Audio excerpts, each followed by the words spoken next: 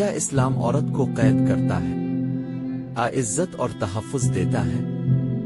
ایک انگریز نے ایک مسلمان عالم دین سے سوال کیا اور جواب اتنا حکیمانہ تھا کہ سننے والا خاموش ہو گیا۔ ایک انگریز نے مسلمان عالم دین سے پوچھا، تمہارے اسلام میں اتنی شدت کیوں ہے کہ ایک عورت اجنبی مرد سے مصافحہ تک نہیں کر سکتی؟ عالم دین نے بڑے تحمل سے جواب دیا، کیا تمہارے ہاں ہر شخص ملکہ برطانیہ سے ہاتھ ملا سکتا ہے؟ انگریز نے کہا، ہرگز نہیں، بلکہ ملکہ کے پروٹوکول میں صرف 7 افراد کو یہ اجازت حاصل ہے۔ عالم دین نے فرمایا، بالکل اسی طرح ہماری شریعت میں 12 افراد کو اجازت ہے کہ وہ کسی عورت سے مصافحہ کریں۔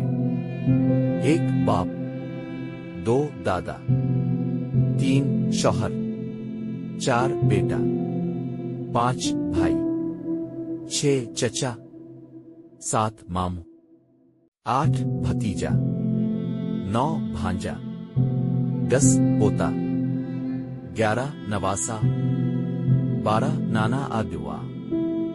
عالم دین نے آخر میں کہا، تم نے ایک ملکہ کے لیے پروٹوکول رکھا ہے اور ہمارے دین نے ہر عورت کو ملکہ بنایا ہے۔